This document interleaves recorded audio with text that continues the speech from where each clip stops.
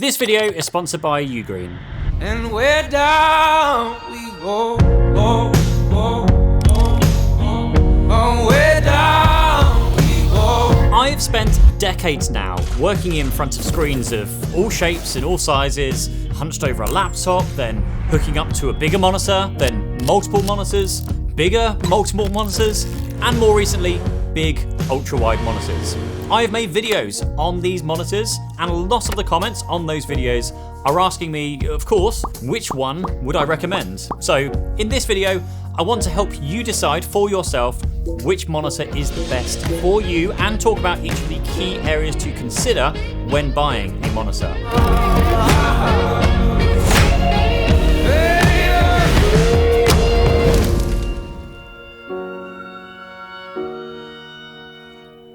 Now firstly, the one most people start with is of course the physical shape and size of the monitor. Now the most common one is 16:9, which is the same format that pretty much all TV shows and movies are shot in. And 16:9 screens typically come in 24, 27, 32 and 55-inch sizes, although that's more into like TV territory at that size. And then next up you have 21:9 screens, which are referred to as ultra-wide screens. And these are typically 34, 38, 40-inch, and more recently, 52-inch sizes. And then we have what was previously my favorite category of all of these monitors, the super ultra-wide monitors. And these are 32:9 and coming typically 49 and 57-inch sizes. Now there are a couple of other formats outside of these. You've got like 16:18 and 32:10, which are much less common. But typically I find most people either go for multiple 16:9 monitors or a single 21:9 or 32:9 ultra-wide. The next question I get asked a lot, and something I look for in a screen, is the type of curve, and especially when it comes to anything over, say, 38 inches in size. Because of that size and without any curve at all, things around the edges of the screen can just get pretty difficult to see. You have to like lean over to see the edges. But having a curved screen also does have its downsides. Now in terms of how it works, a smaller number means a bigger curve. So a 1000R curve would be a deeper curve than say a 1800R curve.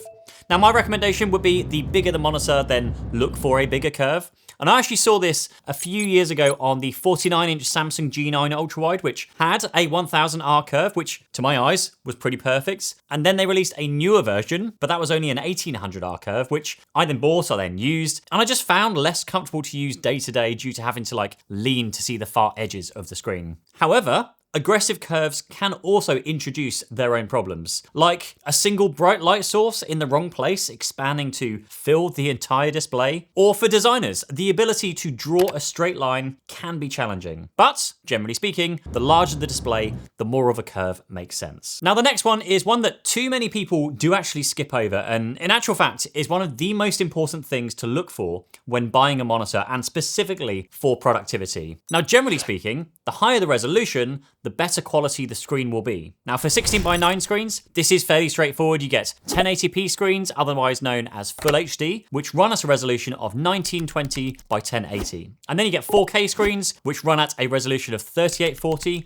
by 2160. And then you have 5K, which is super high resolution on these smaller screens, and that starts at 5120 by 2880. But, and again more recently, we are now seeing more 5K 2K displays, which gives you that sharp text and also the extra width, as well as some 6K panels for even higher resolution. Now the problem starts when you go bigger and wider, since the larger you go with the same resolution, those pixels are just getting bigger and bigger, and when that happens, you will start to see the individual pixels on text. And when you spend a long time inside of documents or emails, pixelated text can be a really off-putting, like really horrible experience. Now this is where PPI, or pixels per inch, comes in. Now, if your PPI is too low, then everything will just look ginormous and you can see like the individual pixels. And if you're on a Mac, pay extra attention here because Mac OS can be a bit awkward about how this works. So even when selecting a specific resolution inside of Mac OS, often all you're doing is actually changing the scaling. To see this, if you look at your system report and then click on graphics and displays, you can see the actual resolution and then what the UI resolution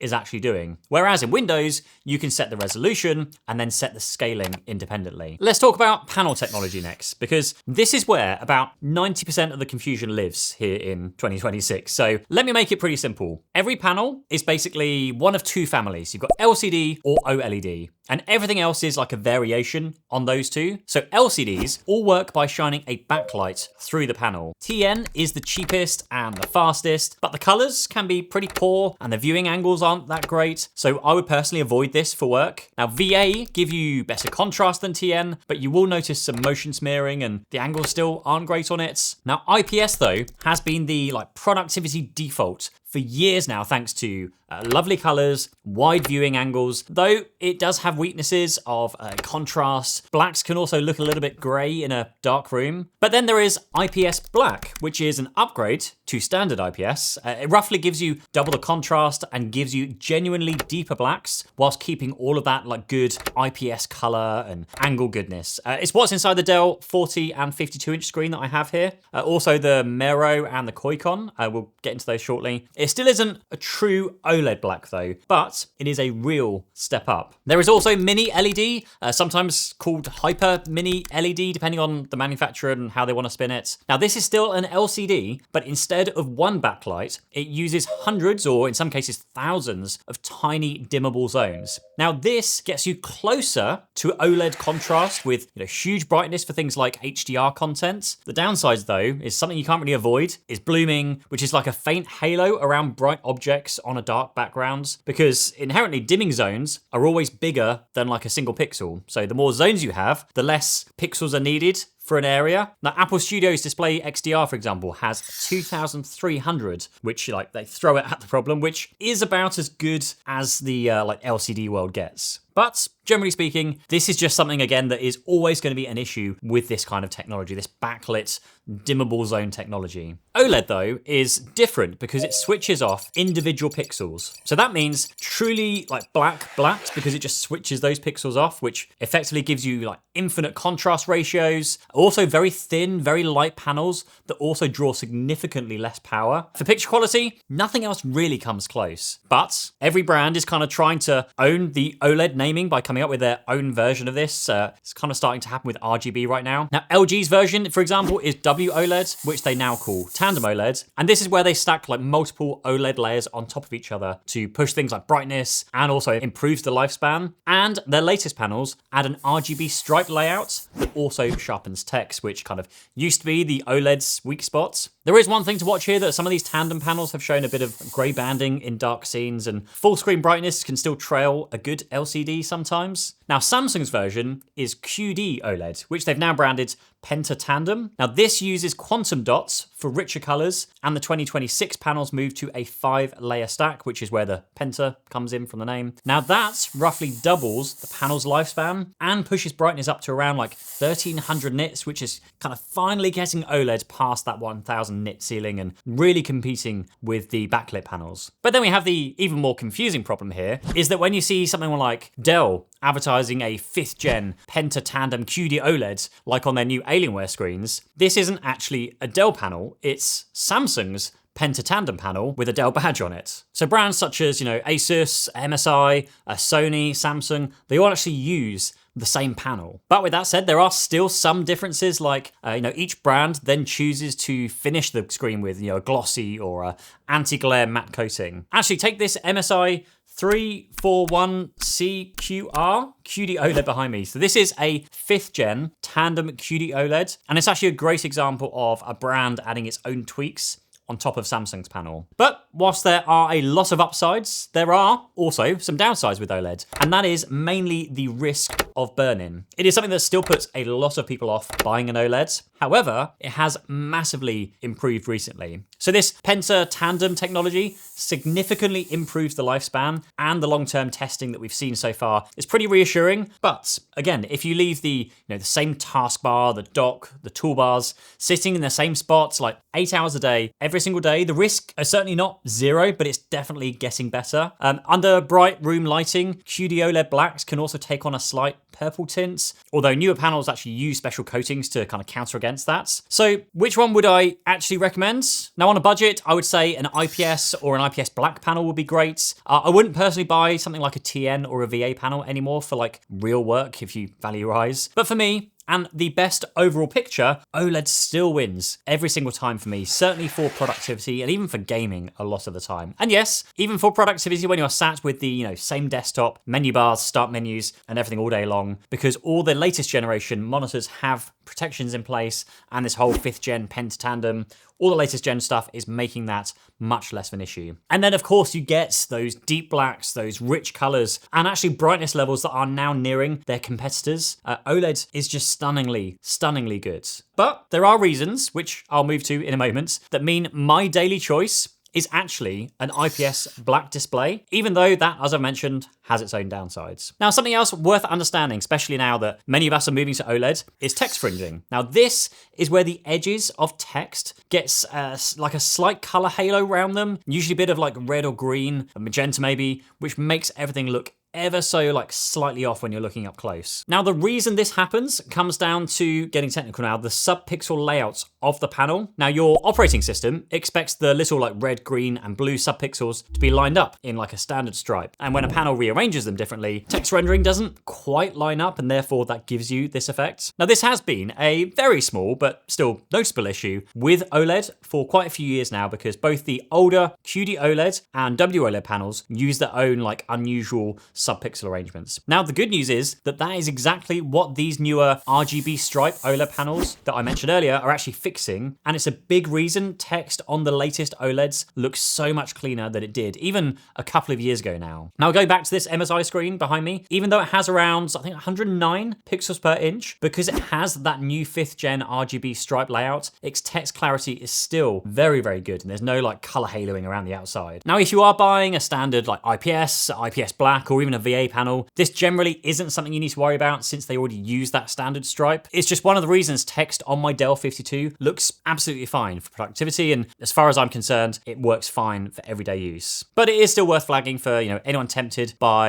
a TV as a monitor, for example, because lots of TVs use those odd subpixel layouts that can make things like text look a little bit messy up close. Next up, we have color accuracy. And if your work has anything to do with photo editing, video, or design work, then color accuracy is something you want to pay very close attention to. Now, for everyone else, it does matter a little bit less, but it is still nice to have a screen that shows colors as they're actually like meant to look. Now, there are a few different numbers to know here. So you've got color gamut, which is how much of a given color range a screen can display. So you'll often see this as people quoting like 99% DCI-P3, or I don't know, 90% BT 2020, or 95% sRGB. Sometimes even more than 100%. Now, the higher the percentage, the more of that range the screen can show. Then you also have delta E, which measures how accurate those colors actually are. And as a rule, anything under 2 is considered good, which is why the better screens now tend to ship with a factory calibration report in the box. Now, some monitors also have calibration tools built into them. Something I actually love about all of the LG monitors recently. And failing this, there are also third-party products like the Calibrate tools, which you then place on your screen, and then like it flashes colors and brightness and gives you an exact profile that's customized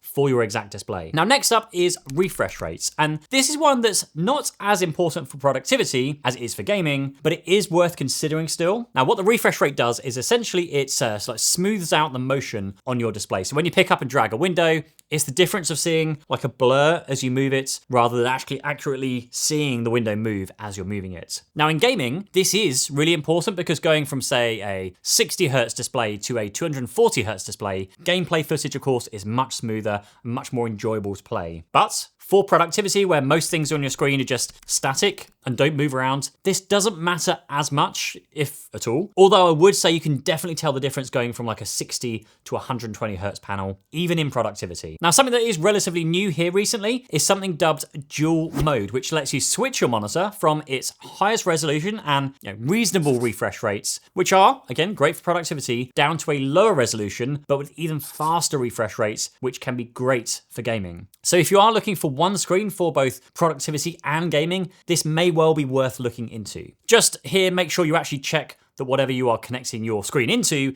is actually capable of driving those, 5K, 2K or 6K resolutions at that refresh rate that you're buying into. Now, after featuring the UGREEN DH2300 NAS in a recent video, which is a great introduction to network storage, I actually decided to upgrade to the UGREEN NAS DXP4800 GT for a more fully featured 24/7 home server. Now, this one has an AMD R2514 processor. It can run local Docker workloads such as Home Assistant, Plex, even a full-on home security system. Now, specs-wise, it can hold up to 64 gig of memory alongside dual 10 gigabit Ethernet. There's also two M.2 NVMe slots that can hold up to 8 terabytes each. And with 4 hard drive bays, that can store up to 144 terabytes of storage, whilst also supporting various RAID configurations to protect against disk failures. Now, ultimately, this NAS means that I can stop paying subscription fees for multiple cloud services and instead just host everything myself, backing up photos from my mobile device with AI-powered photo management that automatically organizes my photos library, streaming video content around my home and centralizing my multitude of smart home devices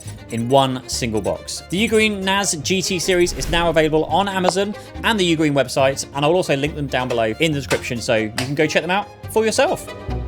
Now, likewise, the response time of your monitor also doesn't matter much for productivity, but again, it does for gaming. Now, essentially, this is how fast what's on your screen is reacting to you typing or moving the mouse around or using your game controller, which, when you're doing productivity type things, really isn't a problem on even the cheapest of monitors nowadays. And going back for general gaming, it is important, and generally speaking, the lower the better, with many gaming monitors boasting like 0.03 millisecond response times nowadays. Now, next up is connectivity, which is an area that we've seen some good progress made since I last made this video. So HDMI 2.1 is now standard on basically every modern like GPU and console and monitor. Now, the one to actually know about though is DisplayPort, which on most monitors we've seen this year is the version 2.1 version, and specifically UHBR20, because that's what you actually need to drive these new 5K, 2K and 6K screens at those higher refresh rates without something called display stream compression, which then,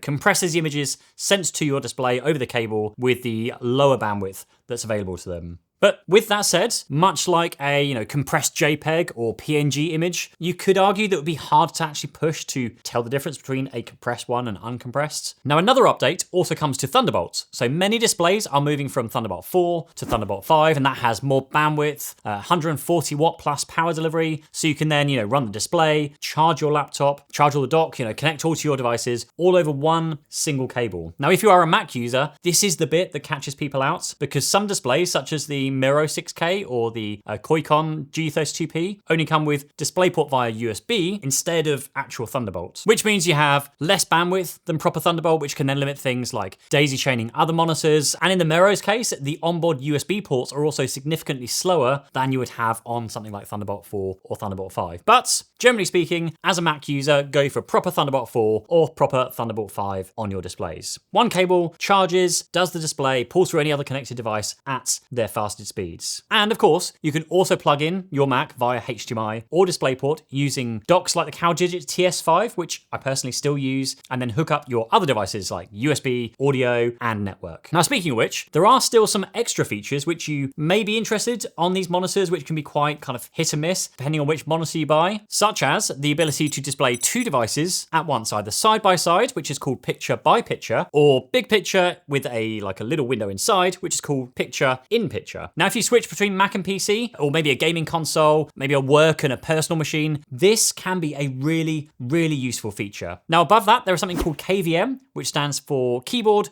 video, and mouse, which gives you the ability to hook up USB devices directly to your monitor. And then as you switch inputs on your screen from one computer to another, those USB devices then move across with them as well. So you can use one keyboard, mouse, and video between two or more computers. Now, the 40-inch Dell and the 52-inch ultrawide monitor that I'm using right here actually has a full hub built into it, 2.5 gig Ethernet, USB-C, USB-A ports, which again, all move over to whichever machine I'm using. And then taking it a step further, some, again including this Dell, have a network KVM feature that uses your local network to control 2, 3, even 4 devices in this case with one single keyboard, monitor, and mouse. And when we tested Dell's version of this, it works really, really well. It's super easy to use, easy to set up, and really fast to switch between devices seamlessly. Now, that aside, there are still some features which for many monitors are kind of pointless still. Built-in speakers, microphones, webcams, all convenient, yes. Good,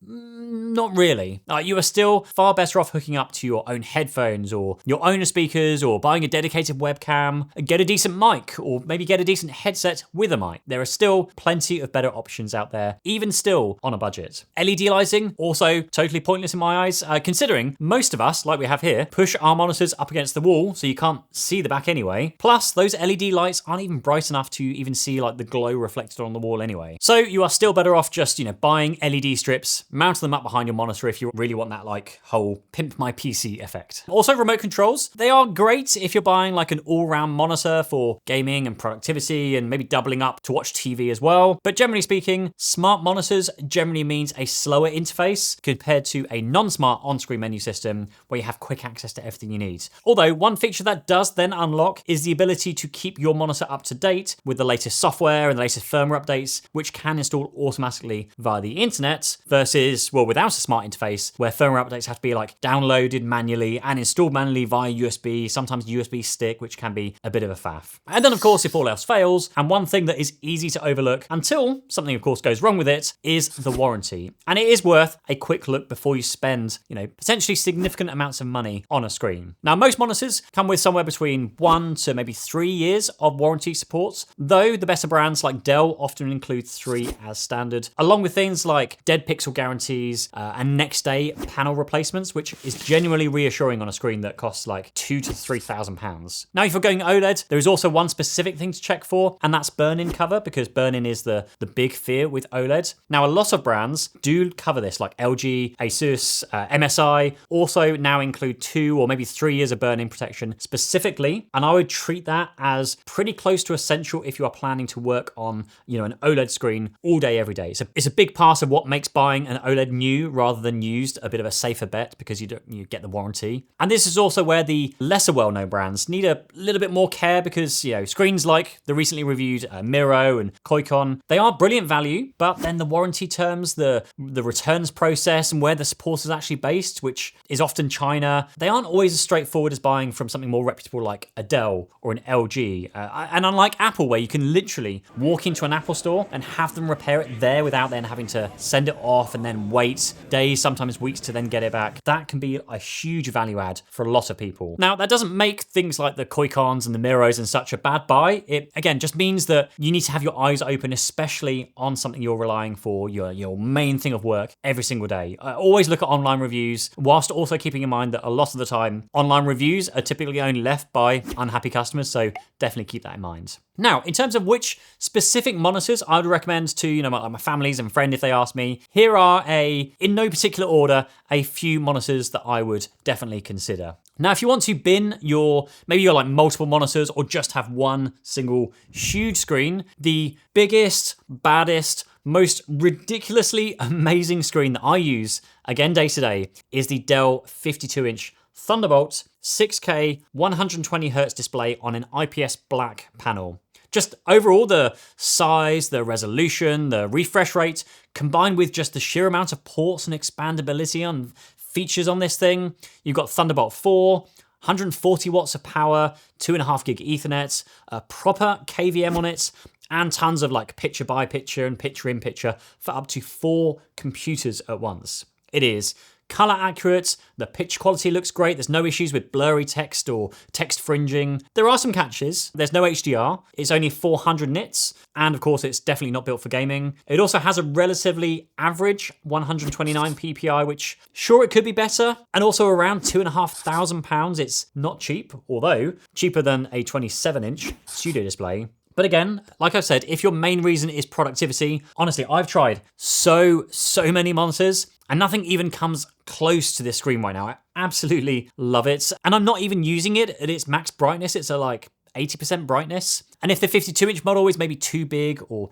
too expensive, then I would highly recommend checking out the Dell 40-inch Thunderbolt display, which is very, very similar, but 5K, 2K. And I did actually review both of these screens in full. There'll be links down below on the channel as well. With that said, it's also worth knowing that LG now does a direct rival, which is their ultrafine 40U990A, which is the same 40-inch 5K, 2K IPS Black, but with the Thunderbolt 5 connectivity on it. So again, have a look at that too if you want the very latest connectivity. Now there are kind of three options here, I would say, if you want the whole like Mac kind of aesthetic, which a lot of people do like. Now the premium choice here, of course, the Apple Studio Display or the new Studio Display XDR. Now they are only 27 inches, but the XDR boasts a 5K Retina display, now with a mini LED backlight running over 2,300 dimming zones. You've got 1,000 nits sustained, 2,000 nits peak brightness, and a proper 120 Hz with adaptive sync. You also get 2 Thunderbolt 5 ports, you get a center stage camera built in, 6 speakers and reference modes for pro work as well for colors. And those 6 speakers, like I know I mentioned earlier about speakers being bad, speakers in Mac displays, very, very good. But, and like I said earlier, personally I feel that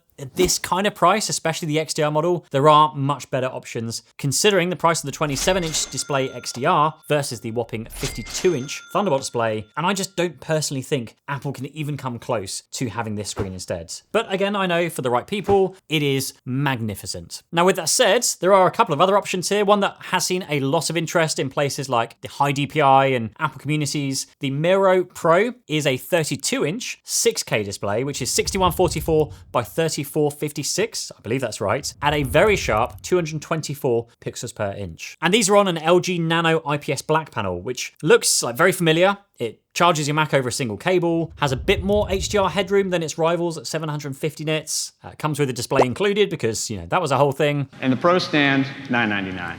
And it'll even do firmware updates straight from a Mac. And best of all, it does start a lot more affordable level at around like $1,100 to $1,200, which is again a fraction of what Apple charges for that same like Mac class sharpness. Now its sibling, you've got the Koikon G32P, which is the same 32-inch 6K IPS Black from the same seller, but it is a bit pricier at around $1,500 to $1,600, and it caps out at about 500 nits. But generally speaking, both are very, very good value for money in consideration. The Miro just undercuts it a little bit more. It's their latest release. I think this is their like direct model versus the Koikon, which is just one they resell. Now with that said, if you want that like infinite contrast OLED look and you game in the evenings, this is like one of the best options right now. It is a 39-inch 5K 2K tandem OLED at a genuinely sharp 143 pixels per inch with that clever dual mode that runs 165 Hz at full resolution for work and up to 330 Hz at a low resolution for, you know, more competitive gaming or more performative gaming. It's got DisplayPort 2.1, USB-C power, and it's around £1,000 or so. Crucially also, unlike a lot of OLED ultrawides, the resolution is high enough for text to actually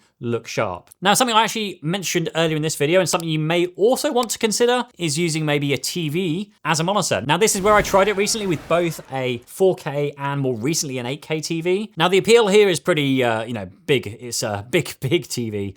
Now, it might be pretty obvious here, big 4K TV costs probably a lot less per inch than a monitor does. You also get 5 or maybe 6 year warranties here in the UK instead of 1 to 3 you get on most monitors. And the speakers in a lot of TVs are genuinely much better rather than like the afterthought you get on a regular monitor. The problem though with a 4K TV specifically is sharpness. You get stretched a 4K resolution across the 50 plus odd inches and sit a couple of feet away, and the text just isn't that crisp. It's completely fine for films and gaming on the sofa, but for reading and writing all day, it does get a bit tiring on your eyes pretty quickly. And that is why I went and tried an 8K TV instead. And on paper, it fixes that sharpness problem entirely. You got a 65-inch 8K TV works out to be 136 PPI, which is actually a touch higher than the Dell 52-inch that I've got here. So text was genuinely sharp, and gaming in native 8K looks absolutely stunning if you have a PC that can drive those kind of frame rates. But whilst that may be a great option for some people, there are numerous drawbacks other than just the sheer size of like a 65-inch TV, which again I covered off in a recent video, which again I will link down below. And then of course there is the all-important question of how much all of these various different options actually cost. Now, we generally avoid discussing pricing in these videos because, well, most of our videos find the majority of their views weeks, most likely months after we posted our review, at which point, and in today's world, prices could have gone dramatically, well, both ways, up or down. Plus, there are also different prices and sometimes even different release dates in different locations. It's just hard to keep up and compare the prices and availability fairly. But what I want to talk about here is strategy, I guess, because how you spend matters as how much you spend. Now, one single 27-inch Apple Studio Display XDR costs £2,999 here in the UK. Again, for that same price, you could get, in my opinion, a objectively better value with the 52-inch Dell display, bigger display, high resolution, faster refresh rates, a whole freaking Thunderbolt hub that can built in and it has network and KVM, and it can connect more than just one Mac. Or with that said, if you time it right with something like Amazon Prime Day or Black Friday deals, you could actually buy two 57-inch Samsung G9 ultrawide monitors for still less than one Apple Studio Display XDR. You get a great productivity monitor, but also an incredibly good gaming monitor, especially for those racing sim drivers amongst you. And as far as, single big versus multiple little monitors, it is just so much cleaner and so much easier to manage, a single power cable, single display cable, plus you don't lose all of that space where the bezels join each other in the middle. Now, most people I know with multiple monitors will just, maximize one window onto one screen and one screen onto another, whereas with an ultra-wide, I do find you actually get more usable space because you can position and size things exactly as big as they need to be. Now, I've actually seen so many people pick this 52-inch Dell up recently. It seems I convinced Ali Abdaal, of all people, to buy one, like king of productivity. Linus from Linus Tech Tips is also still using his. So I know I keep saying 52-inch Dell is my favorite, but it's pretty obvious. This is my favorite screen, again, for productivity this year so far. Now, the other thing worth saying here is that the best value can often be, last year's or maybe 2 years ago flagship models. For example, a great screen from 2 years ago now is still a great monitor. It's Samsung 57-inch G9 Neo. This screen launched at proper flagship money, £2,500 I spent on that screen 2 years ago. But being 2 years old means that when it comes around to things like Prime Days, Black Fridays, these screens can come down significantly, and not just on Amazon, but on Samsung's own websites themselves. So if you do want, these big screens and you don't need the very, very latest ports, then that's, 2-year-old, but still very, very good flagship 57-inch screen, which is huge still, can still be a great value buy that, is actually very, very competitive with still a lot of other models right now. So generally speaking, if you want the biggest possible screen, zero compromise, then the Dell 52 is by far my favorite screen of all time. For most people, maybe the Dell 40-inch is maybe the smarter buy because it's 40 inches smaller, more affordable, still gives you a ton of expansion to connect into as well. However, the Studio Display and the Studio Display XDR, for the right people, if you want that whole Mac aesthetic, could be a great option. Obviously, you've got the Miro Pro or the Koikons as a third-party kind of Mac option if you want to go a slightly kind of lower in terms of the build quality. And if you want something like an OLED that also games as well, then the LG 39-inch 5K 2K is definitely the one I would choose here. And if you want maybe a more budget option, you've got something like this MSI 341 CQR, whatever it's called, as maybe more of a value buy. And if you just want the, most screen for your money, then go and find, last year or 2-year-old flagship 57-inch Samsung, new or used. Now, I will, of course, link down to everything down below in the description for all the monitors I've mentioned, all the screens in this video.